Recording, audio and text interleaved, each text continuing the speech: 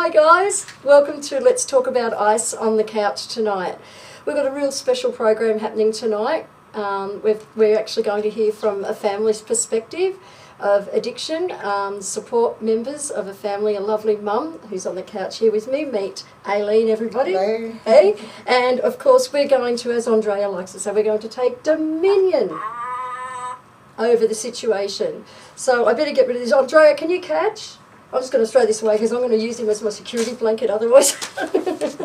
But before we do get going, guys, on tonight's Let's Talk About Ice, I just want to thank a few people that are sponsoring us at the moment. Firstly, we've got Gardner Cars in Burleigh, and what they're doing for the month of June for us is for every car that they sell, the purchaser gets a choice of 3 charities to put a certain percentage of the sale into for donation.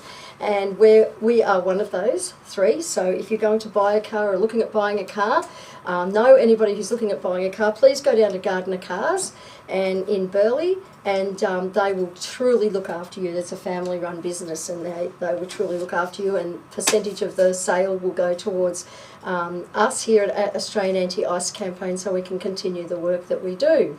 Also, Benoa Gardens Grilled. Remember, if you're hungry, please head down to Benoa Gardens Grilled as their Life Matters donation thing, if you know about them. If you don't, go down and learn.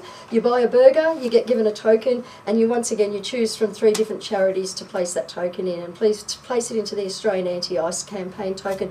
Doing these little things can actually help change the course of history in somebody's life, because you're donating towards a cause that we are doing education and awareness of the evil drug of ice in the community. Okay, so that's good. And guess what? Oh, I haven't got my tin, Andrea. You haven't got a tin, have you? You can pass me. This weekend we're going to be doing some shaking, rattling and rolling down at Cooley Rocks. Andrea and I have swapped jobs tonight, so I'm going to catch these. Yay! Well done. There'll be a team of us down at Cooley Rocks over the weekend. Look out for us. We'll be in our shirts, whether it's Neo or the Not Even Once shirts, shaking our tings, giving our pamphlets about Australian Anti-Ice Campaign. So head on down to Coolangatta for Cooley Rocks Festival this weekend. Look out for us and come up and say hello and drop a coin or a note or 2 into our donation tins. So we'll be down there this weekend, so looking forward to that. That's going to be fun, Aileen. It will be. Yeah, we make it fun, you know.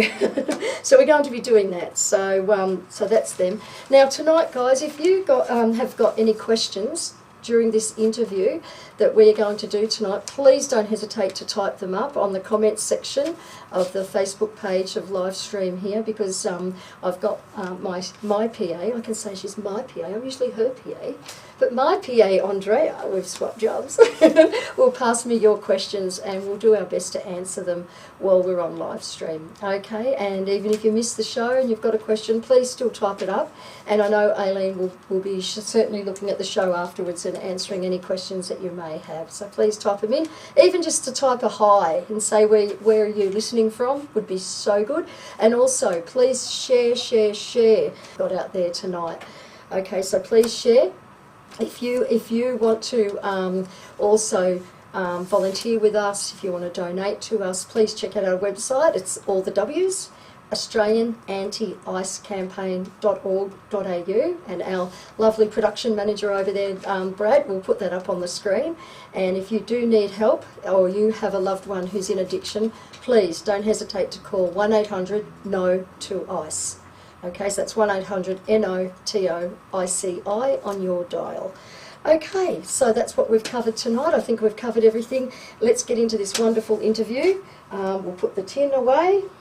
We will get the tissues out, guys, because we might need them tonight. I know I do. I wear my heart on my sleeve. I was going to say my sleeve on my heart. Sorry, Ossifer, said the wrong thing. So yeah, we're going to hear from a mum who did not ever give up on her daughter, who was going through addiction herself. So let me introduce to you Aileen. Welcome to the show, Aileen. Thank you. Thank you for coming in to share your story as well, because as you heard me say, your story can help someone out there, and it can change. So. Yeah, and that's the reason why we do this, guys. We don't like to bring up raw things that have happened in our lives, but we do it because we want to see that it doesn't happen to you. Yeah. Is that right? That's right. Yeah, and we don't want to see you go through the pain that we've gone through with loved ones in addiction. So, Aileen, now your story is going to start at the end and we're going to work backwards. Yep. So, how would you like to share tonight? Well, I moved here from New Zealand in August 2014. I sold my house. I had to sell it because there's too many people that used to come there and raid the garage and go under the house and try and rip copper pipes off and everything that were in my daughter's life after I let her come back home when she had nobody to live. I told her I didn't want anybody around the property, but she brought all these criminal types, drug type people, and it was just horrific and it was really breaking my heart. Also, I was seeing how my grandson, who was then about 5 or 6, was how his life was going. She was just leaving him either with me or she was driving him around the back of a car, and that was killing me to see all this happen. Yeah, as it does. Yeah. And so my son, who was over here, said, "Mum, you need to pack up and come over here. This is killing you." And it would have, watching her kill herself. I came over here and I spent many nights down by the water asking God, the moon goddess, anybody, the universe, if they would please help her get off this terrible, terrible drug. I heard stories that she was in hospital, her heart had stopped, they're bringing her back to life. She was waking up in the middle of the road with trucks bearing down on her, tooting horns, and I just thought she's either going to end up dead or in jail, and either is not a very nice option, but one way she's got to get off this terrible meth problem that she had. Eventually she got caught for an aggravated robbery, and she got finally put in jail because of many other charges. The judge put her in jail for an 18-month sentence, I think. While she's in jail, she's a model prisoner, and she, the New Zealand government has, or the courts have a program called the drug court that they can go through, and they can take a model prisoner, somebody who they believe is worth saving, and put them through the rehab system and a really strict regime it was. And they recognised Shannon, and they pulled her out of jail after 5 months and put her through this program, and she impressed everybody by her determination to be clean and stay off it. At one early stage back a couple of years ago, because she's been clean 2.5 years now, I asked her what was her motivation to not ever go back on it again. She goes, "Not going back to jail." And I thought, well, that's, to me, wasn't a good enough motivation. I believe it's changed now. It's about family and about not ruining her life as it was back then. But she went through a program. She became her grandson's grandmother, the paternal grandmother, took her in when nobody else would to get her out of jail. If she didn't have a house to go to, they weren't going to let her come out. And I mean, I couldn't do anything. Really, the whole of her family had abandoned her. She had abused us too many times. But I continued to love her and support her and the best that I could, and I never gave up on her. I even managed to be able to email her every day at the jail, and ring a couple of times a week. They let me talk to her because I was in Australia. And they were a bit lenient on that, so that was good support. Because can I stop you there for a minute? I just see so far the mother's love. A mother's love is so unconditional. A mother's love will climb mountains, will tear down walls for their kids. You know, and I can see that in you. I can see that. No wonder it's not surprising she was a model prisoner. She had a wonderful mum. And this drug does not discriminate people. It doesn't. You can come from the most wonderful, well-valued family, and you can still get hooked on this evil drug. So I just needed to say, because I want to encourage you, because I know with mums, sometimes they feel, and I've spoken to many doubted parents, my parenting. Yeah, I doubted my parenting. yeah. I thought, where did I go wrong? You did nothing wrong, and you've probably dealt with that and know that now. And I want you to know that out there. You're not doing anything wrong. You know, you're doing it out of the heart of love, and that love that a mother, a father, an uncle, an aunt has for their loved one, and even a partner. Yeah, you just got to keep loving them, even if it is from afar, even if you don't want to witness their lifestyle. But I when I was over there, I did try and stay in it to be there for her.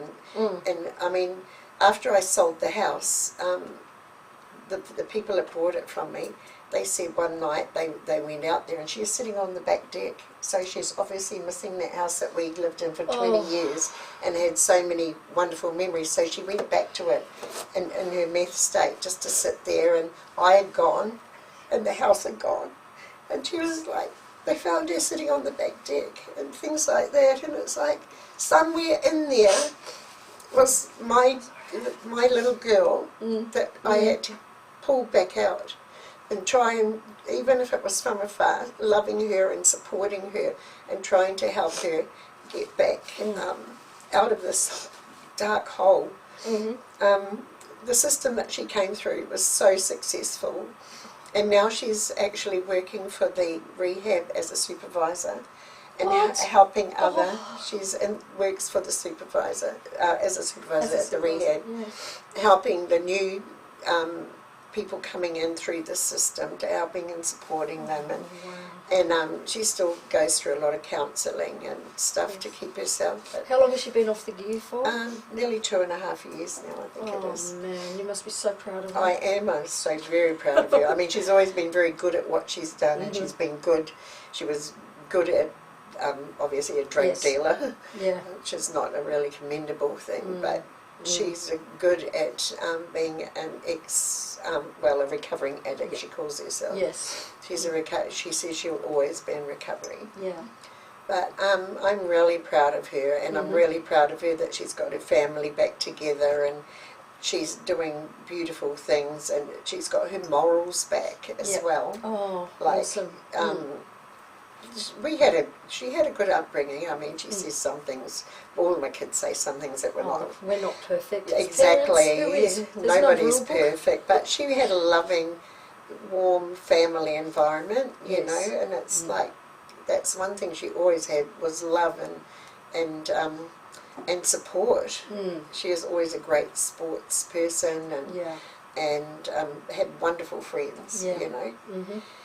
And it's like now, just watching her, it's just made my heart so light. I mean, when she was in jail, I cried myself to sleep every night, every night. And I yelled at God and everything. I said, why are you letting this happen to her, you know? That's natural. And it's just such an evil drug.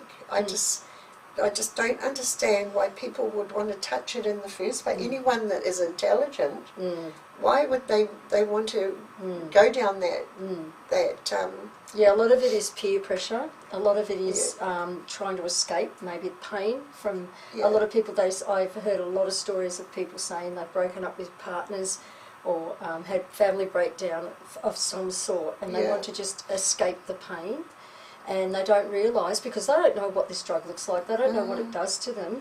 And what we do is we go into schools and workplaces, and we, through lived experience people, we will tell you, we will go into the schools and we will say, we're not here to tell you not to do it, we're not your parent. We come in to say, this is what happens when you do it. And do you know what it looks like? Do you know what it looks like? Nobody knows. It's a simple, harmless, it can come as a pipe, it can come in very, very forms and facets, and nobody knows what it looks like. They think it's okay, and it's this one drug that gets you addicted straight away. And I've heard that the first time you take it, you have the highest of highs, and then you're looking for that next, and you can't get it because it breaks down the neurological pathways in the brain. Yeah.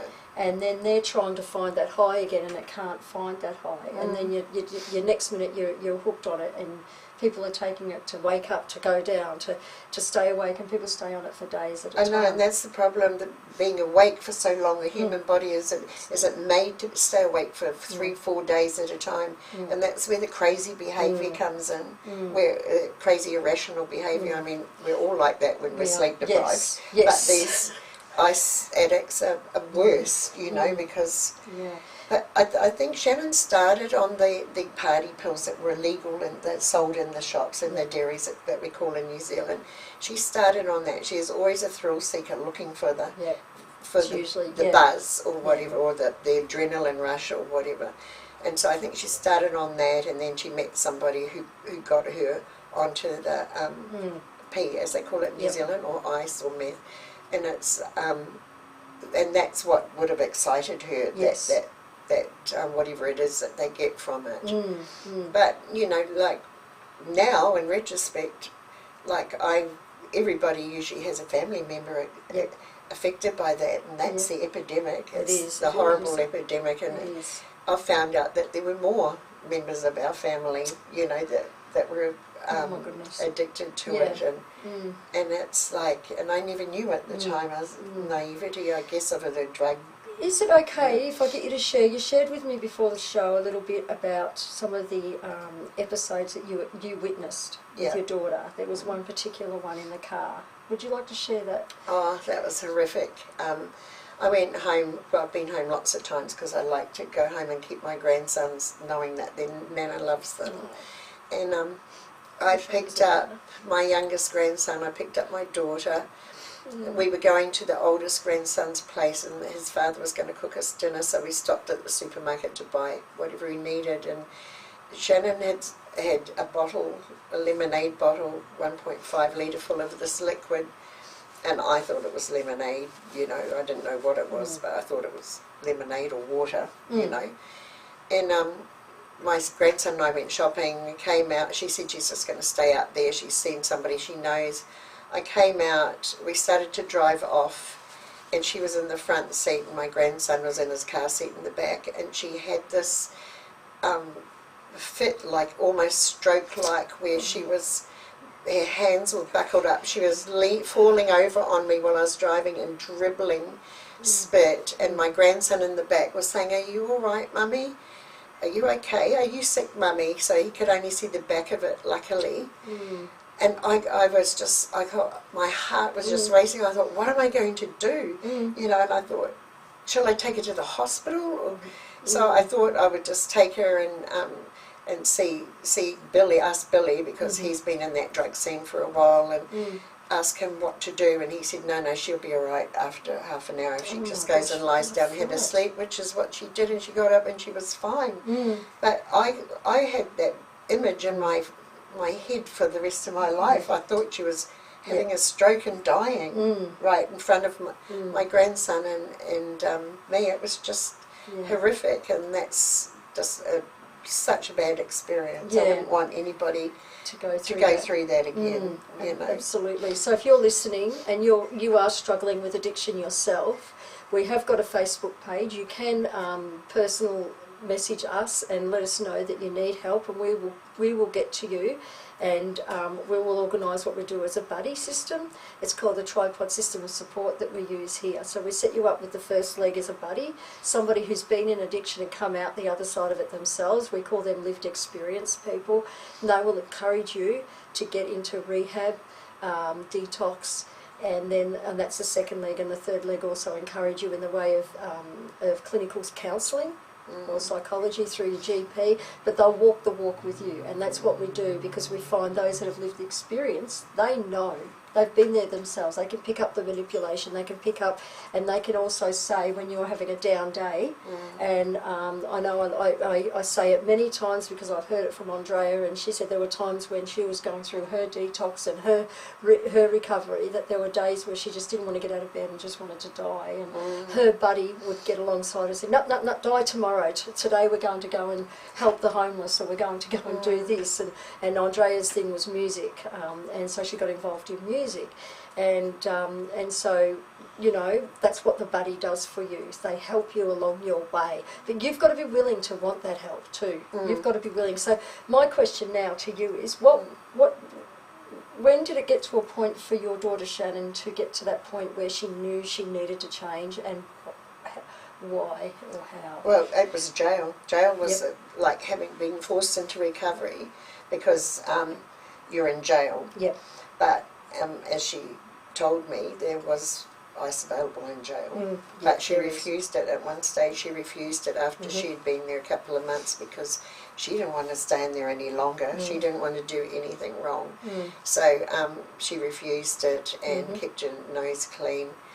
And I'm not sure at what point, I think it's getting out of, when she came out of jail and going through this drug court system, her motivation, I asked her, will you ever take drugs again? And she said no. And I go, well, what's your motivation? She said, not going back to jail. Well, I don't think that was a good reason at that time, but it was her motivation. Now I believe, just from my observations, that it's probably changed, and now it's having her boys back, her family back, and a drug-free life. That is her motivation. So is she over here now, or is she still, she's still in New Zealand? But you've gone over and visited her? Yeah. Yeah? And what have been the good times about... the last time I went home was for my youngest daughter's graduation, and Shannon asked if I could stay with her sometimes, so I mainly stayed with her because it was lovely, and she said, I want you to sleep with me, Mum. Oh. And now this is as a teenager, when I used to go and wake her up, I used to kiss all over her face, and she used to fob me off. Yeah. And say, get out, and I'd try and get in and snuggle her, and she'd go, get out, Mum, you know. And now she said, I want you to sleep with me, which was, it just melted my heart. And I said, but I snore. And she goes, I don't care. Oh my gosh. She goes, and this is... She's always come to that point of realisation that she... wants her mum back. Yeah, or wants a relationship like we had when we were little, when she was little. Yeah. Yeah, and when they used to come and hop into bed with me and stuff. Yeah. And and that was just the highlight of going home, as well as my youngest daughter's getting her degree and everything. Well done, congratulations. Yeah, and it's... that was just the most beautiful thing, and I think I can't wait to have more experiences with her like that, and because of all her counselling and the work that she's done on herself, I'm actually getting advice from her when I'm having problems, you know, like I'll FaceTime her, we FaceTime a lot, and talk to her, and she'll explain to me what is going through other people's heads, and because she's just so incredibly... Absolutely. Now, we've had a question out there from Wazza. Hi, Wazza. He's one of our presenter guys, works here. He's asked, is it confidential? I'm not sure of that question. I don't know what that means, Wazza. You might have to be a little bit more clear on that question. Is what confidential is... I know the tripod, the tripod system of support. Yes, definitely. If you're talking about the tripod system of support, definitely it is confidential. We won't give out any... and as you know, the confidential laws are we don't share anything unless permission is given or a life is threatened. So yeah, definitely is, if that's what you mean was. So we'll talk about that. Now we'll talk about the, I like to talk with family support and talking to families about the enabling and not enabling. Now you did say you had to move from New Zealand. Yeah. Let's go back there a little bit. Yeah. You look back now, and you were saying earlier about how you saw you enabled her, but I love your experience of that. Could you explain that for us? At the beginning of this journey of her ice addiction, to get money, she was very manipulative. Like, she told me she wanted to buy this new car. And I said, well, you need to sell the old one. She goes, well, I'll do that after I buy the new car. So she worked at a loan company. We've got a loan, and I had to guarantor it. So then she bought this new car, supposedly, and then I said, you need to sell the other one. And she goes, no, I've decided to keep it. And I said, well, where's the other car? So she manipulated me into getting money for that I guarantored, and then she was able somehow to top it up or whatever, which left me when she ran off with a massive debt, so I had to refinance and pay that loan. Then enabling her, like I let her come back home after I kicked her out because she wasn't paying rent, and I said, well, you have to pay rent. So I kicked her out. At one stage I let her come back, and she made a little flat out in the garage, and I said, you can come home, but only these two friends are allowed here, nobody else. And next thing I had these terrible characters, and what turns out to be criminals wanted by the police coming through my back gate where my bedroom was. I look out the window, and one of them, I remember, was so stupid. I said, who are you? And he told me his name. So I rang the police, and they said, oh, we want him. So next thing there were 6 police cars around, surrounding the house and coming to take him away. Yeah. And I had cell phone numbers of a police officer, so I could contact them directly.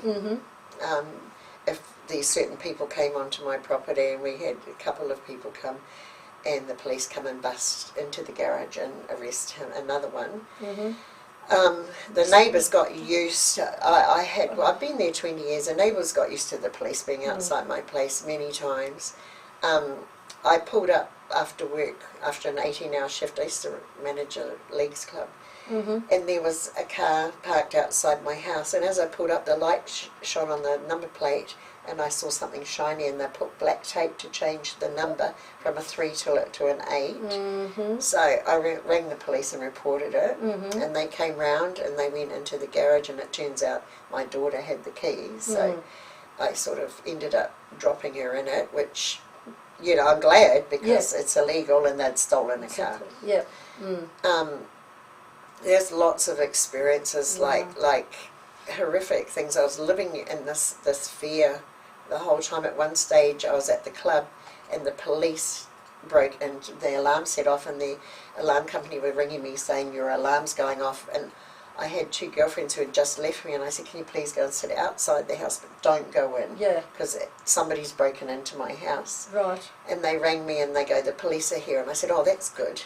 And they go, no, it's the police that are broken in. The police are broken in because of this drug. They did a raid on your own home. Oh my goodness. So that was pretty horrific. Living with my neighbours love me. I'm not the sort of person who gets hell bent on what the neighbours think.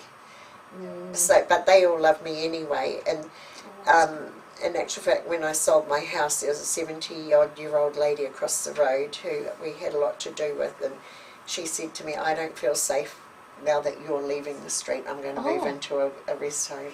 They actually felt safe while the police was around. She felt safe because of me, because I know, it's sort of weird, because she knew I wouldn't stand for anything. She knew that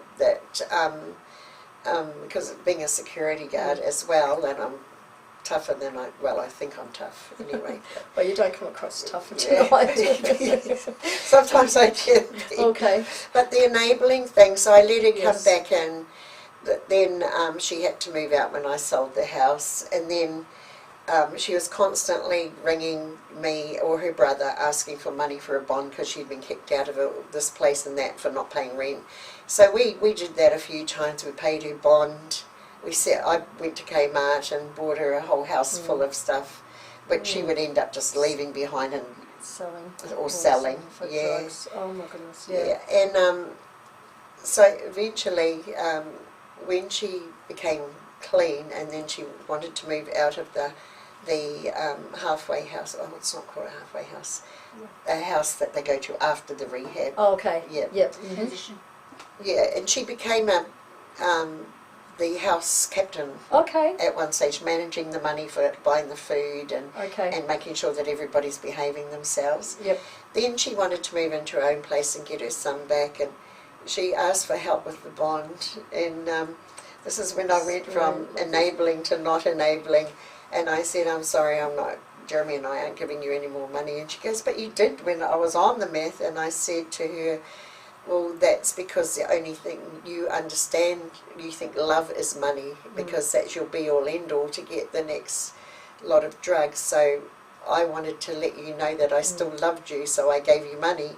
Now that you're clean, I think you know that I love you. I don't need to give you money. Exactly. So that's an interesting perspective. I know, it was a bit. She scratched her head. I could hear her like thinking, what the heck, Mum?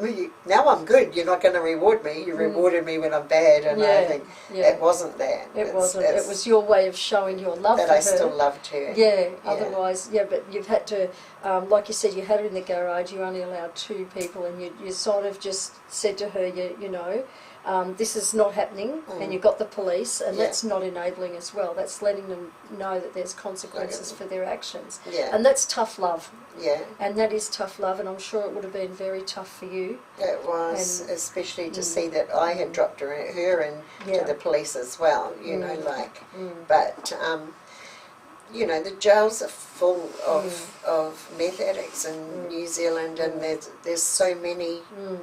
And plus, I should say at this stage, it doesn't always work giving money. In this case, it was different. Every situation is different. But giving money can be a form of enabling.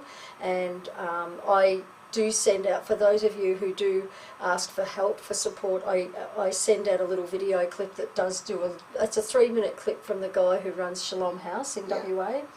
And he really, to the point, in 3 minutes, explains to family members exactly what enabling and not enabling is.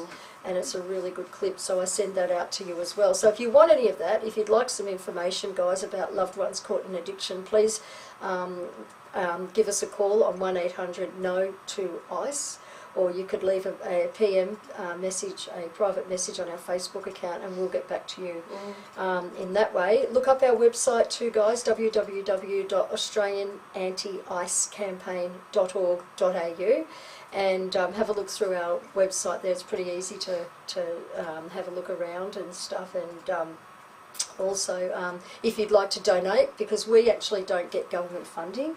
We actually rely on the kindness of individuals in the community and sponsorship from businesses. Like I said, I thank Gardner Cars, we thank Grilled, even Gold Coast Rotary. We get a lot of Rotaries helping us out, and we would like to thank Gold Coast Rotary, who recently helped us get into a school, find the money to get into the school and teach some kids on the dangers of ice addiction, which I heard was very successful. And also Entrapped is another, we would like to say thank you to them tonight too. So we do have these people that donate money into us so that we can do the work out there that needs to be done. Care support, what we're talking about, family support tonight, is another arm of AAIC. The main arm focus is education and awareness, because we'd rather cut off the demand, which lowers the supply. We've got to come in from underneath, because as soon as we can if we can change a generation, could you imagine in times to come, it affects them. Mental health system, the EDs, emergency departments, the jails. There'll be less rehabs needed. Costing such a lot of money. It just affects, what is it, I think, one person on ice affects 9 different people, is that right, Andrea? 9 people are affected over one person being on ice. It affects the community, it has that ripple effect. If we can get into the schools, and I'm talking to parents here too at this point, actually I'm just reminded, talk to your principals, talk to your PNCs, please. Get on their back, because you could be changing the course of history in your child's life. In schools, we go into high schools, we go in with a team, we tell the kids how it is, they share their hard stories, and they let the kids know that this is what's going to happen to them. If they try this I can't think of the most evil word for this drug. You know, it's out there. We've heard of people out the front of schools. We've had teachers having to walk kids onto their bus because dealers are out there injecting lollies with this drug and telling young girls they can lose weight. Well, yeah, but look what else it does to you. You know, so if we can get in there, teach you people about what it is, give you education, then you can then make your own informed choice. And I guarantee you, less people will be wanting it, which will lower the demand and cut off that supply. And that lose weight thing too is another thing with young girls staying thin. I mean, I remember Shannon taking it, relapsing when she came off it and going back because she goes, I'm putting on weight. So she didn't want to be fat, which she never was. You know, she was just a lovely girl. And I remember after I kicked her out the first time, because I said, by not charging you rent and making you pay rent, I'm enabling you, I'm giving you money to go and buy drugs, so I'm not going to do that. Go and rent a place somewhere or go and live somewhere else. and then I didn't see her for 5 months, which was really difficult. And when I did eventually see her again, she looked like a newborn bird. I was devastated. She is all skinny and drawn, and her eyes were popping out, and you know, like, luckily my children are beautiful children. I raised them homeopathically and with the best clean food. Some of them, Jeremy never had a filling in his mouth until he was 32. Wow. They had beautiful teeth. I used to think about her teeth being ruined, her beautiful skin being ruined, her hair falling out. And I have a picture of her when she went into jail and a picture of her now, which I show people, you know, say this was her then, this is her now, and she's back to being beautiful again. I'd love, hopefully she'll come over here, and when she does, you'll probably bring her in. I'd love to meet her and give her a cuddle. And the thing is, she was worried that she wants to come over here and be part of my life here. And she said, Mum, will they let me back into the country because of the aggravated robbery? And I said, you have an Australian passport. You were born in Sydney. They have to. They have to let you in. So that's they can't stop her at the border and send her back, because a lot of Kiwis have been sent back because of these various reasons, ice and aggressiveness and stuff like that. Yeah. So yeah, she does want to come over for a holiday, and she. Yeah, she's so strong now, and I'm just so awesome to hear. Yeah, so proud of her. And her story and the way she's now a supervisor in a rehab. Yeah, she's giving back to community, and she's saving other lives. Well, I got a private message on Facebook just 2 days ago saying your daughter is amazing, and what every mother loves to hear. Yeah, and I said which one, but I knew the other baby was doing her OE. She was in Mallorca, so I said it's got to be Shannon. And I said why, and she goes, she's helping a friend of mine whose son is addicted to meth, and I've just watched her try and help him get through this and get off lived it. Experience. Lived experience works. It's, you know, we don't like to idolise the drugs, and we've been accused of that, of going into the schools and making it look like it's, you know, fun to do. We can try it and do it and then become like you. I'm sorry, 1 to 2% of people get off this drug. So if anyone's thinking it's idolising the drug, I'm sorry, it's not. It's and that's a small percentage. Like she's, I'm so grateful as a parent that she's one of that small percentage that has been clean for this long. Because most people relapse and go back; they can't do it. That's right, they do. And their lives are destroyed. Yeah. So is there any long-term, like, is there any physical effects now that Shannon has to live with? She just, I was with her last time when she had a tooth removed, because it destroys your teeth. It does. The ones she's got are still good, but, you know, she had this tooth out, and she managed to get through a program where it only cost her $40, and the dentist said, do you want your tooth? And I said, yeah, put it on your pillow, the tooth fairy will come. I shouldn't say that because of children, but the tooth fairy did come and left $40. Well, there you go. Yeah. And that was a good thing. So her skin is still good, you know, her hair, because when she was in recovery, she wasn't allowed to use hair dye. They randomly drug tested just any time, so she couldn't use hair dye. When she was on the meth, she used to dye her hair every week, sometimes every 3 days, so the police, to change her appearance, so the police, to try and fool the police, which she never did. Not in West Auckland, they knew her well. But you don't think straight when you're on the drug.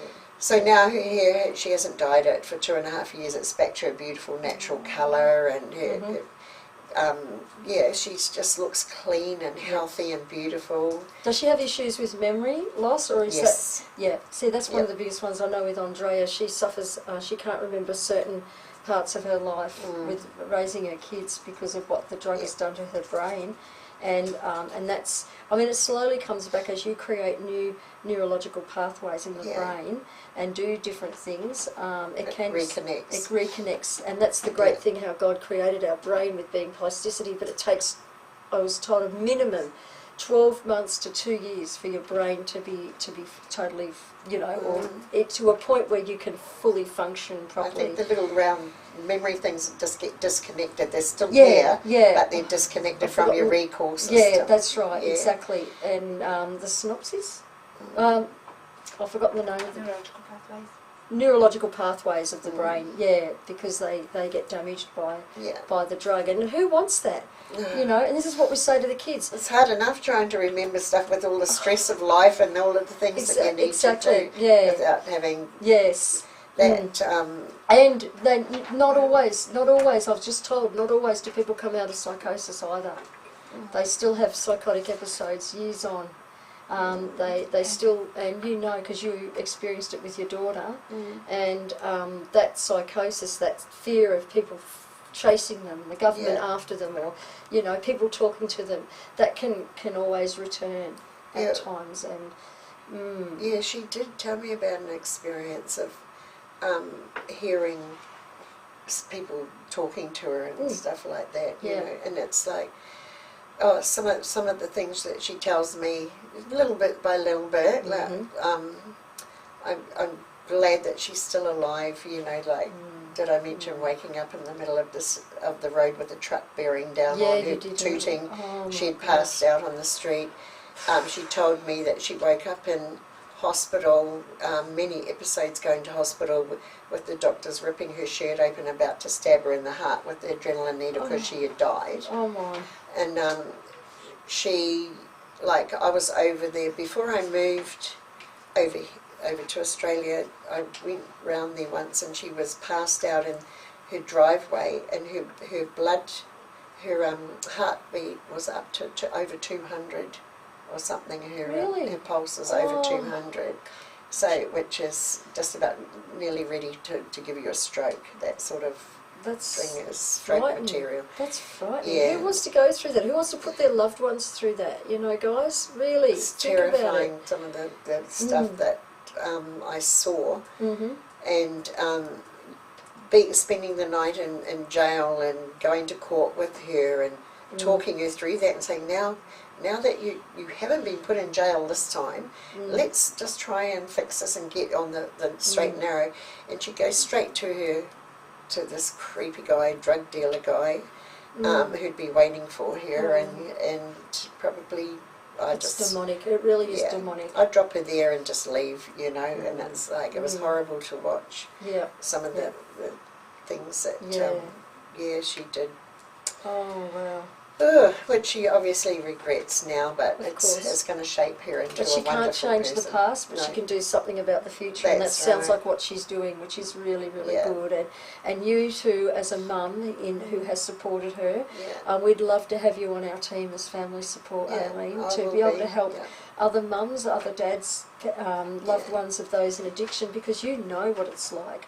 You know how, you know, that it's these traps that you go into, you know. And it's such a horrific thing. You think it seems like this terrible journey that's going to only end one or two ways. It is.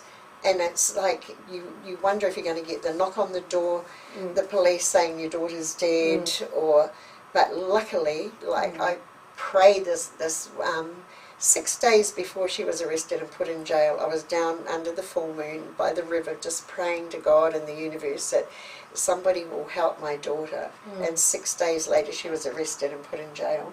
And that was the help. And that was it. And at first I was glad. Yes. And then I spent 5 months crying because she's in jail. And it's but I was glad it was... because it's better to get her off the... And I hear that constantly from parents who ring in. They say, look, my son has just been put in jail, and you've got no idea how relieved I am to know that he is off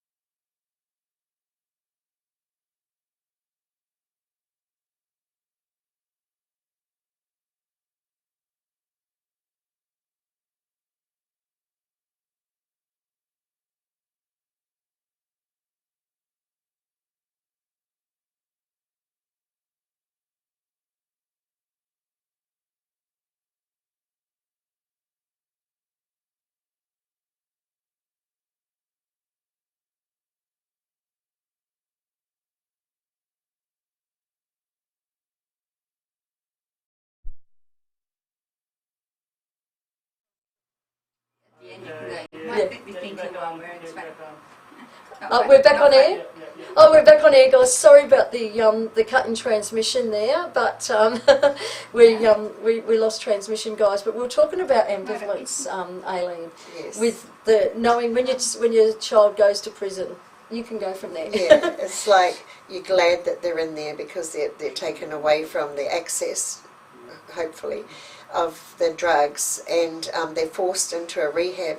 But then you spend nights crying, thinking that they're in jail and it's a horrible place, and they don't have any comforts. And Shannon was telling me how she used to make makeup out of coffee and moisturiser or something. Oh, okay. Yeah. And wow. Because she had no makeup, and they had various little tricks. And I say desperation is the mother of invention or something. there you go. And Yeah, they did. She was only allowed a certain amount of money, and then I slipped back into enabling. Well, it's not enabling. Well, it's a fine line. Yeah, she It needed really is. toothpaste and needed so I was putting money in the account, which was difficult from Australia because she's not allowed to have any in there before you put another $70 in there, and they're only allowed to. So every time she spent it, right up to the end, there was 3 days that it took for the money to come from here to there. So she was without spending power. So it was a test of her budgeting too, I suppose, and appreciating what she has, which has carried through into her. I notice has carried through into her rehabilitation, that she appreciates everything. She appreciates the small things, like material possessions aren't important to her anymore like they used to be, because you could sell it and buy something with it. I remember once when I moved out of the house, I gave her a china cabinet, antique china cabinet my mum had bought for me, which at the time was quite precious, and she sold it, for drugs, and I had to learn to detach from the sadness of something that my mum, who has passed over, that I don't have of hers anymore. But when I sold up to come over here, I gave everything away, like my whole life of gathering furniture or little knickknacks, and I gave it all away and came over with a suitcase and just bought everything, a clean start. I spent 4 months here not working, just finding myself again, and just meditating and trying to get myself back together, because I didn't realise how messed up that I was. And that's the other thing too I'd like to mention. You bring up a very good point there, Aileen, is looking after yourself as a family member with someone in addiction. It is so important, guys. You've heard of the age-old analogy of the oxygen mask falling, and if you're in a plane and it's going down, the oxygen mask falls. You don't put it on the person next to you or your child first, you put it on yourself first.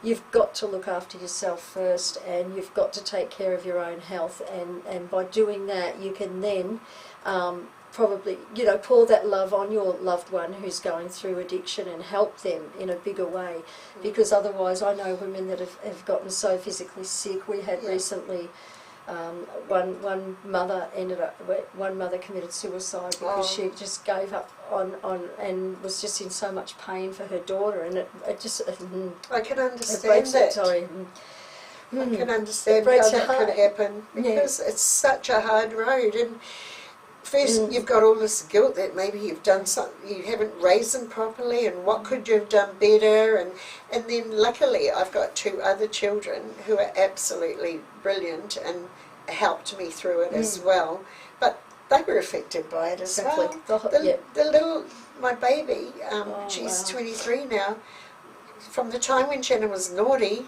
which was 11, all through, most of our family time was consumed with trying to get Shannon on the straight and narrow from 11, and Samara had to take a back seat to it. And she did, and she never complained or anything. She's a beautiful child. Even now, you'll say, shall we do this? And she go, oh, whatever's good for you. It's like she's learnt to put herself last. Yeah. And that's important. Put yourself first. Look after yourself. you know, and if you need support, we can help you with that. We can give you the most wonderful counsellors. We could lead you to the most wonderful family support, and Eileen's just joined our team at AAIC, and we're like a family here.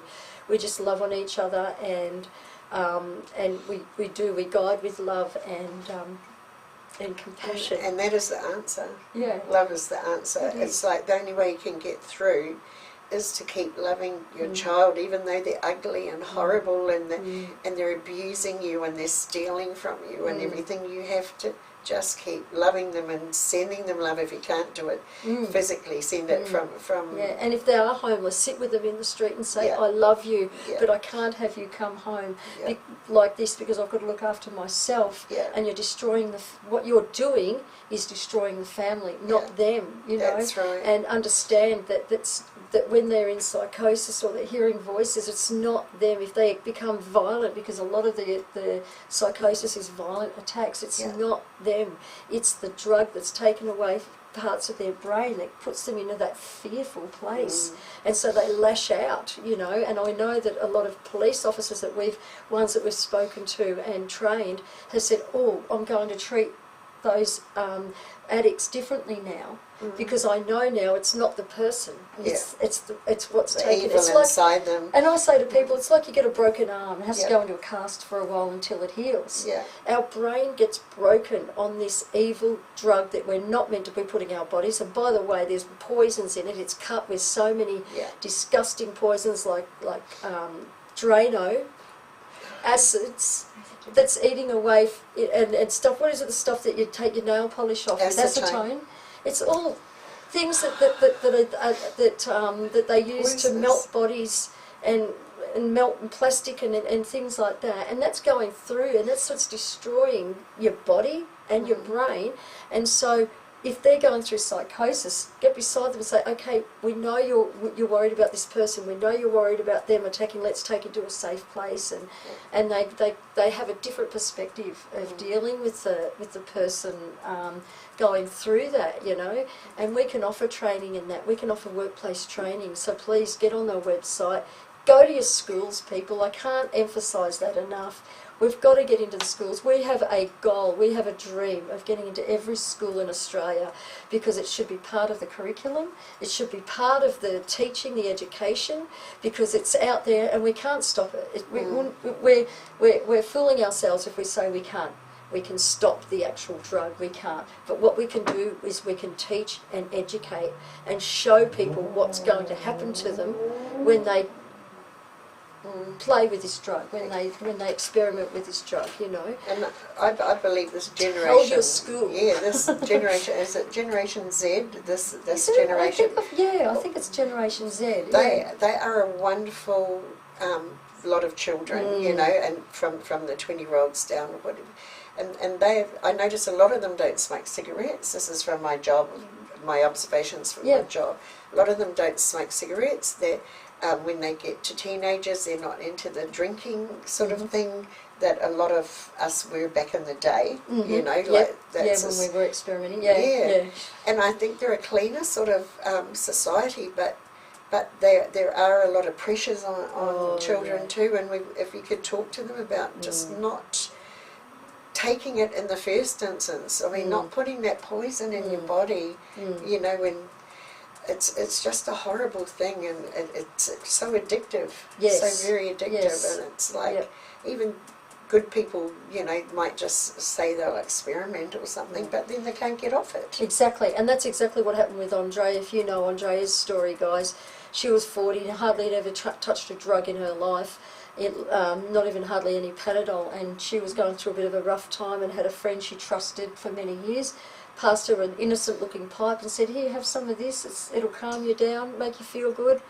2 years later, $500 a day a habit, lost everything in a puddle. She had her story is very different. If you want to know more, please call in or contact us with the details on the screen, and we can tell you more, and Andrea can share her story with you herself. But she, when she came back to the coast from Melbourne on being drugged at the airport, she went up to her mum and said, Mummy, I'm home, Mama.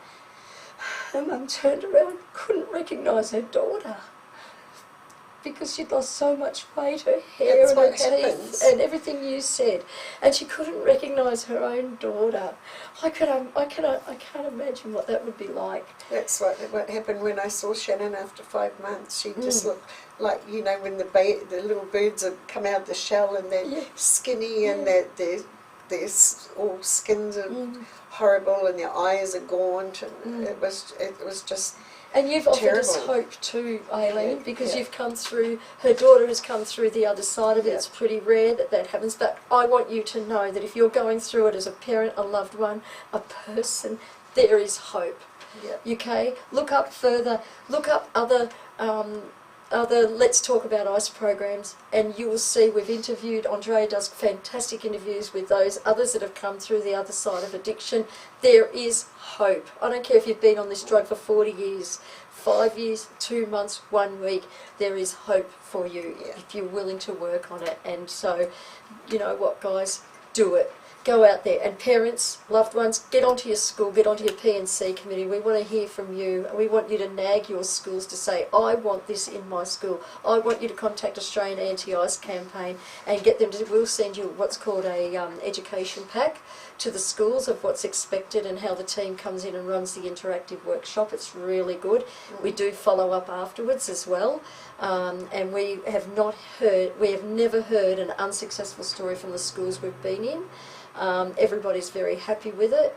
We did a school who did it for the first time today, and all we could get back is positive feedback From the saying, parents. we want you to come in now, from the teachers, from the teachers. staff, we want you to come in now and do the younger kids. So that's fantastic. Join the Army as well, guys, on our webpage if you can help us, because like I said, we rely on the donations and help from the public, please. It costs us $10 to educate one child. Join the AAIC Army, go on our webpage, scroll down to the bottom, you can become a corporate sponsor, an individual sponsor. You can have money come, you can do a one-off donation or you can do a regular donation. We'd really, really appreciate that. We'd also want to remind you that we'll be at Cooley Rocks on the weekend. And sign the petition, of course. Andrea's given me all these signs, and because she's so used to doing the program. You can sign the petition to the government so that we can get into every school and most of all, join the Army. You get a newsletter, regular newsletter, you sign the petition, you become part of the Army, and also if you want bang for your buck, guys, I forgot to advertise the stuff here. You've got our Neo shirts, you've got our caps, and at this time of the year it's cold in Queensland. You've got our caps. This one's a real, if you can hone in on for me, Brad, this is a real popular one with the young people, this cap. Andrea made me wear it. Eagle campers and trailers. Eagles, Campers and Trailers, thank you. You're another wonderful sponsor of ours. Thank you so much.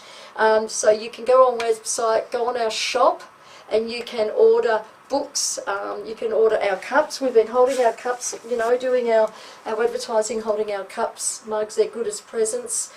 These are only $15, and please come down to Cooley Rocks. Now, before we wrap up tonight, Aileen, I'm just going to ask you if you could look down the barrel of the camera, if there's one more thing you could say to parents or anyone out there regarding this insidious drug. Is there anything else you'd like to share with them that you have thought of that we haven't spoken about? Well, anybody who is ever thinking of picking up a pipe, I would say don't, because once you've done it, you can't go back, you know, obviously. That's why it's such an epidemic. So why bother trying it? Why bother ruining your life because of one stupid little hit, you know, or whatever it is it gives you? I mean, there's so many other ways in life where you can get experience, excitement. I just say don't ever touch the evil drug, and it is an evil drug. And I was just going to ask you, what is one word you'd use to describe that drug? Evil. Evil. See, we get it time and time again, evil. It is evil. And it destroys so much and so many people. Yeah. Some people don't come out of it, you know, like, ever. And I've seen in West Auckland, this young girl, she walked into the pub that I was managing at one stage, and I didn't even recognise her. She looked like a 40-year-old lady Oh my from goodness. just a year. I thought, who is this? And somebody had to tell me who it was. She instead of like 19-year-old, she looked like a 40-year-old lady. See what it does to you, it ages you. And she was a mess. Her Yes, mind yeah. had gone and everything. Yes, you want to look like that? No. Please don't. Why- And if you need help, call us. There is hope. Please know that. All right, 1-800-NO-to-ICE. Okay, I want to thank you so much. You are an amazing woman, Thank Aileen. you. I just absolutely adore you. I adore you. We're going to cuddle on air because you are an amazing woman. You've been through a lot. You've shared your heart tonight. And I want to thank you because I know some of that wouldn't have been easy for you. But you did it to change somebody's life, to let them know that they can have hope. And we really appreciate you so much. Thank you, Thank Leanne. you It's so my much. pleasure to try and help. And I look forward to working with you. Yes. And I showed you a symbol, remember it, before we started? Yes. And because of my crazy hands, I'm unable to do it. So before we go, guys, we're going to sign off. And we're going to sign off with Aileen doing our Not Even. And so enjoy your week, guys, till next week. How does it go? Not even... One. No, One. once. I'll do it again. Do it again. Not even once. So thanks, guys. Enjoy your week. See ya. Take care.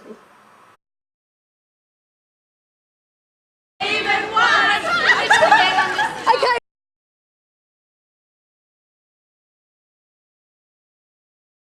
You ready? After 3. 1, 2, 3. No!